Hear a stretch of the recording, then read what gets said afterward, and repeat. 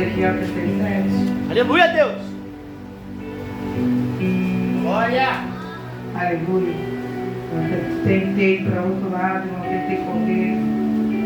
Mas falei, Senhor, outra palavra e não. Capítulo 37 do livro de Ezequiel.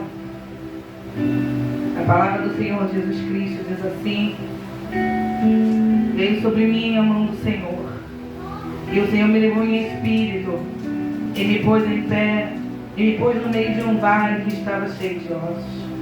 Me fez andar ao redor deles, e eis que eram muito numerosos sobre a face do vale, e estavam sequíssimos.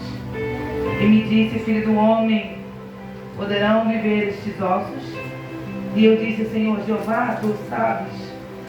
Então me disse, profetiza sobre estes ossos, e dize-lhes, ossos secos, ouve a palavra do Senhor.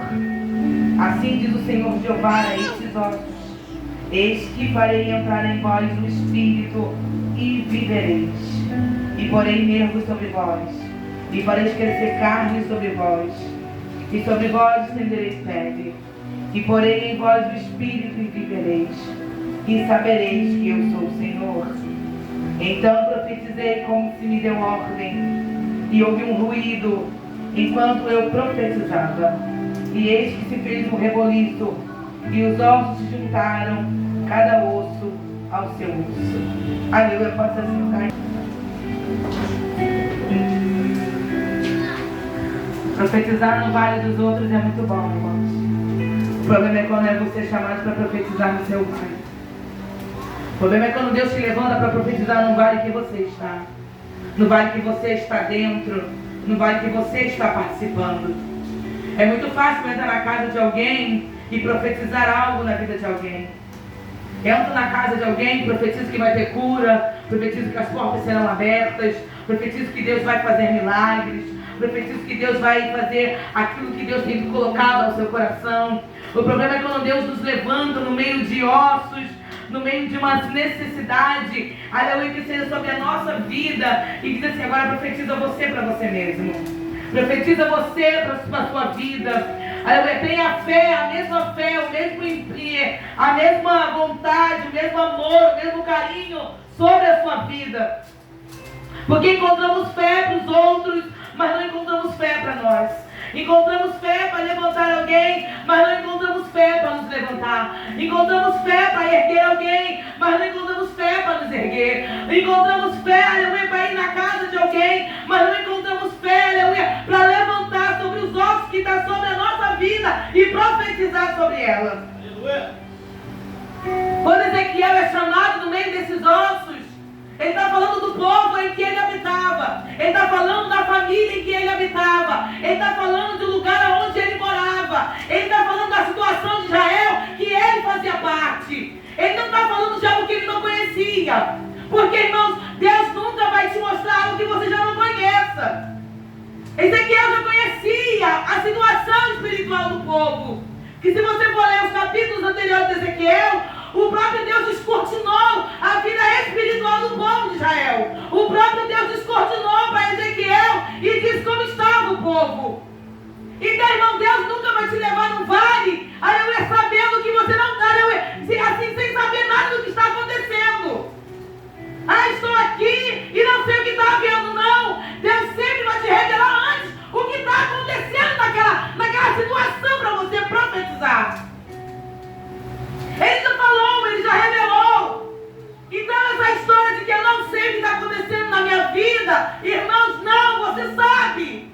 Você entende. Você só não se levanta para mudar a situação. Você só não se levanta com uma palavra de mudança. Você só não se levanta com uma palavra de transformação. Você só não se levanta pedindo a Deus ousadia para fazer a diferença. Aí Deus vai levantar Ezequiel e vai dizer: eu preciso de você para fazer a diferença. Eu preciso de você para entrar aí dentro de um vale, a qual você está vendo a situação, mas não faz nada. Está vendo a situação, mas não se move. Está vendo a situação, mas não anda. Aí Deus pega Ezequiel em espírito. Porque não tem coisas que Deus vai ter que mostrar para você em espírito, não na carne. Deus não levou Ezequiel na carne. Deus não pegou Ezequiel por completo, o corpo, não. Ele tirou o espírito de Ezequiel. E eu creio, irmão, que Ezequiel estava dormindo. Se você for ler as cartas de Apocalipse, você vai ver que Deus leva João em espírito e revela as cartas. Então Deus não fez com Ezequiel na carne. Deus tem coisas que Deus vai revelar para você e você precisa estar em espírito. Você precisa estar em espírito para entender as coisas espirituais. Foi falado aqui sobre isso. Se você estiver na carne, você não vai entender. Se você estiver na carne, vai passar desapercebido. Se você estiver na carne, vão falar, e você não vai entender. Por isso que Deus levou Ezequiel em espírito. Deus precisava de Ezequiel totalmente no espírito, para ver no mundo espiritual o que estava acontecendo. Deus revelou, irmão, para Ezequiel coisas que muitos homens não viram, muitas mulheres não viram. Porque, irmão, falar de um vale, não é todo mundo que entra no vale e sai do vale. Não é todo mundo. Davi entrou no vale de Elá e saiu do vale de Elá. Por quê, irmãos? Porque Deus levou Davi lá. Foi Deus que levou Davi no vale de Elá. Aí fala assim, vou entrar no vale. Não. Quem leva a pessoa ao vale é Deus. Ninguém entra no vale, irmão, sozinho e sai dele. Quem leva a pessoa ao vale é Deus. A Bíblia diz que quem levou Davi até aquela presente hora no vale de Elá foi algo de Deus para a vida de Davi. Porque, irmão, todo mundo que entra no vale vai sair de lá com uma vitória. Deus não vai levar ninguém no vale à toa. Algo tem que acontecer no vale para o nome do Senhor ser glorificado. E tudo que Ele fizer através da sua vida, você vai ser a referência daquilo que Deus fez. Daquilo que Deus fez.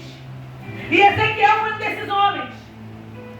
Porque profetizar numa nação que não queria mais nada com Deus,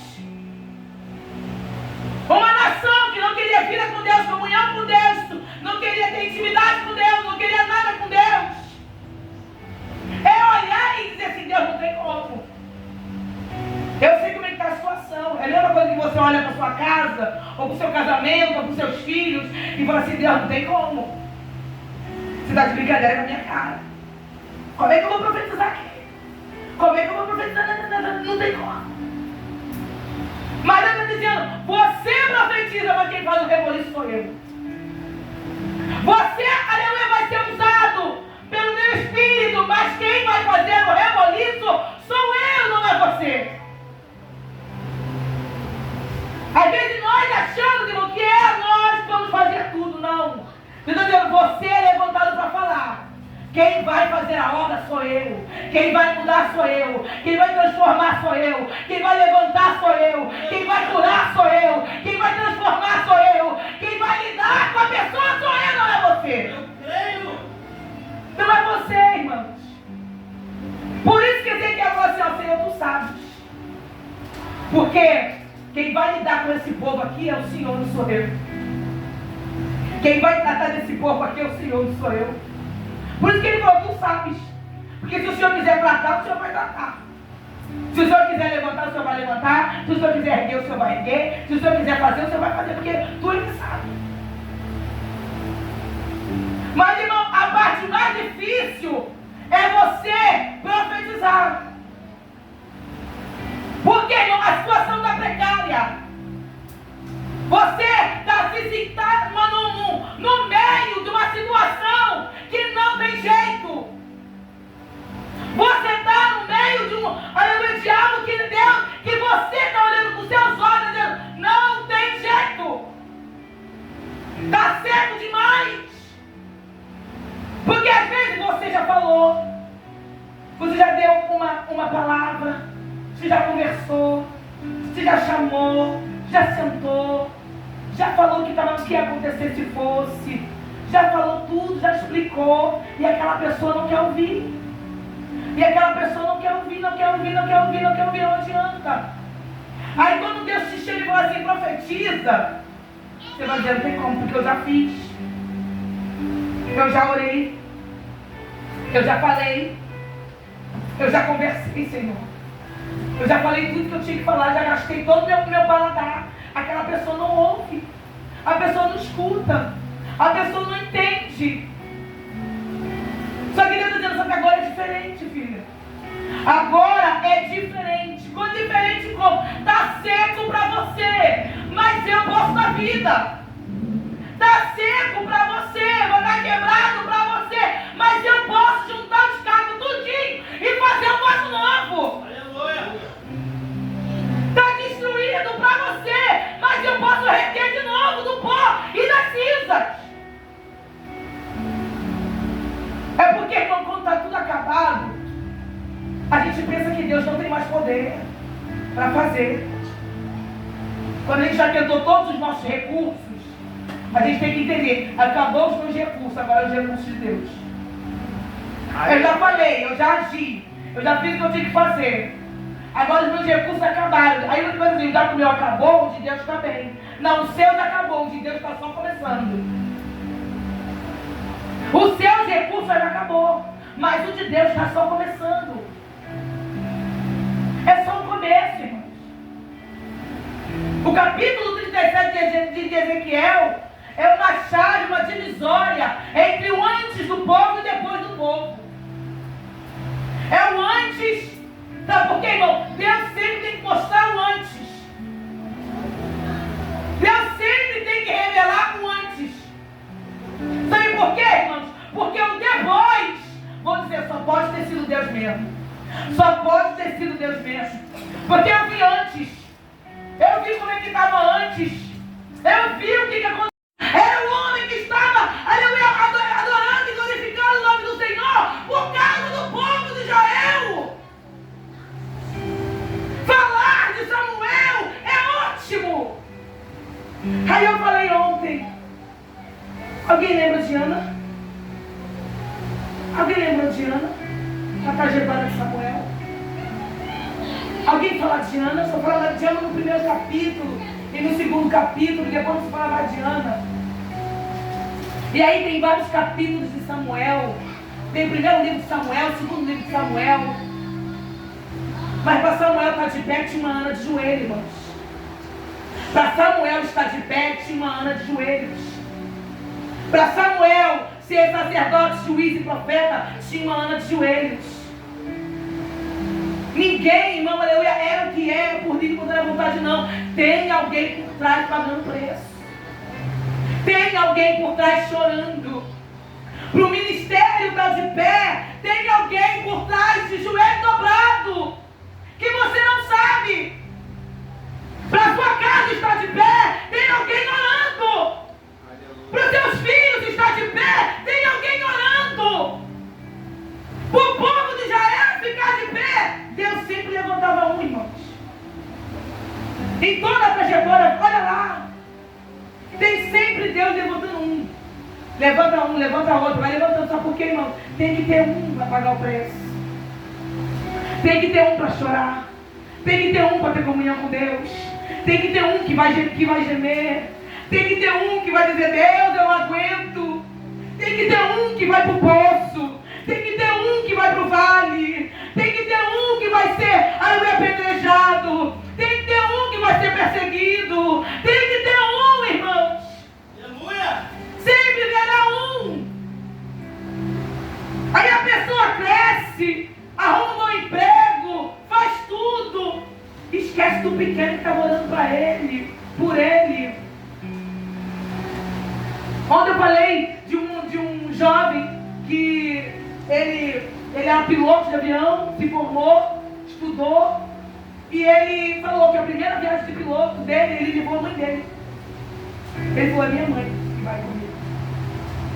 Ele falou, sabe por quê? Porque foi essa mulher que trabalhando de faxineira, diarista, foi que pagou os meus estudos. Sabe o que ele estava dizendo? Enquanto eu estou aqui no auge, tinha alguém lá atrás.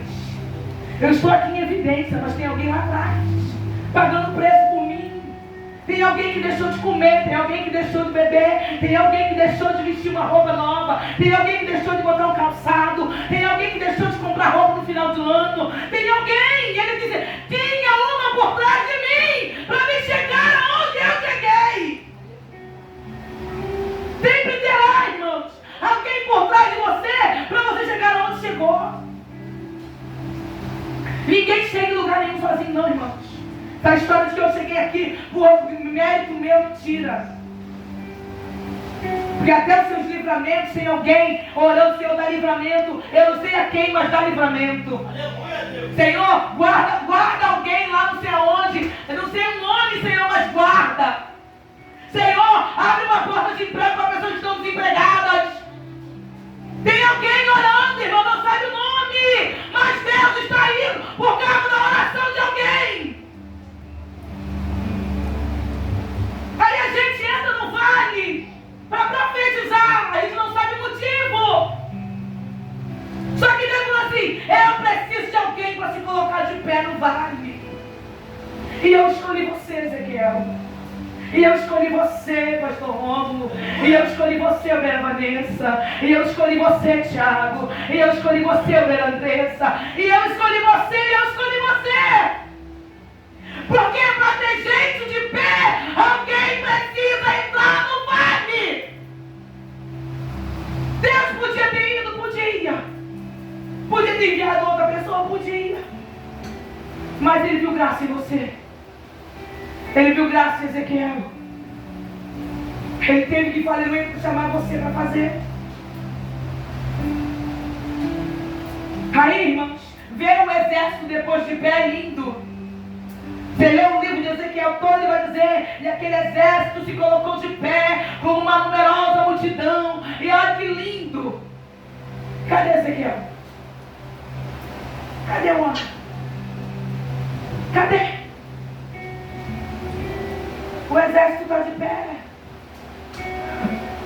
Você estava orando, profetizando, se colocou de pé. Cadê Ezequiel? Cadê?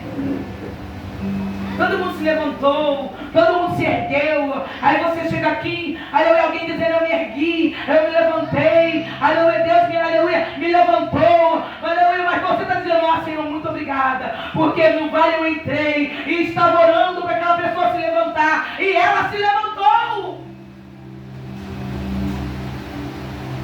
É lindo, irmãos. Só que tem alguém sempre que vai chorar no vale. Sempre tem alguém que vai chorar. Sempre terá. Alguém que sempre vai ter, aleluia, chamado para pagar o preço.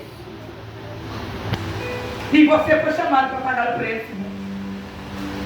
Vou dizer para você que é fácil, não é não, irmãos. Você geme, você chora. Aleluia, vendo Ana. Ana chorou antes, durante. Porque, irmãos, ela pedir Samuel, ficar grávida de Samuel, ter que entregar Samuel. É chorar antes, durante e depois. Porque depois você tem que pegar o seu filho e entregar o filho. Mas entendendo, irmãos, que o seu filho vai crescer e vai honrar o nome do Senhor por causa de você, por causa das suas orações, por causa do seu clamor, por causa que você está gemendo, chorando. Ezequiel pode ver o seu trabalho de pé. Irmão, no final, aleluia, que você começar a profetizar, no final, você vai ver o seu trabalho de pé. O seu trabalho vai estar de pé. E vai dizer, Senhor, muito obrigada, porque o Senhor me usou para ver o meu trabalho de pé. Você me usou para ter a minha casa de pé. Você me usou para ter os meus filhos de pé. Você me usou, Deus, para me ver isso agora de pé. E se sinta, irmão, privilegiada. Se sinta privilegiada. Porque eu falei até isso ontem, a glória pode até ser de Deus, a glória sempre será de Deus. Mas Deus botou isso no meu coração ontem. O aplauso é para você que não isso. A glória é dele, mas o aplauso é para você. Que acordou de madrugada para orar, que deixou de tomar o seu café da manhã, que foi para o monte glorificar o nome do Senhor. O aplauso é para você. Deus vai começar, aleluia, a fazer algo na sua vida, através daquilo que você está se prontificando a fazer, pela ordem de Deus, irmãos. Se Deus te mandou profetizar em algo da sua vida, em uma área da sua vida, comece, irmão, aleluia, a se deixar e se permitir ser usada por Deus. Não se sinta diminuída, porque Deus quer te usar no vale. Ele está dizendo assim: eu estou te mostrando a visão de antes, mas te prometo que o depois será muito melhor. Te prometo que o depois será muito melhor. O vale pode estar até agora, mas quando você se colocar, pode até estar ruim agora, mas depois você vai dizer: Deus, valeu a pena. Valeu a pena eu profetizar. Valeu a pena.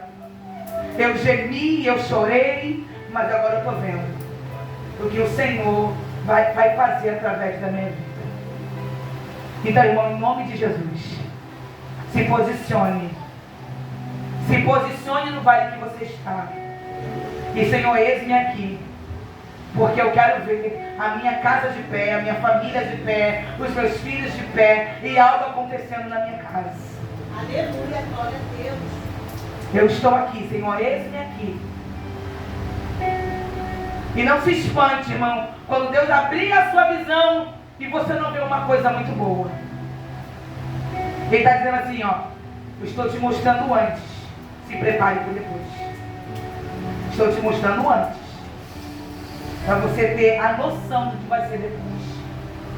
Então, irmãos, abra a sua visão espiritual e espere o depois de Deus. Porque o antes ele já está te mostrando, mas o depois vai ser bem melhor.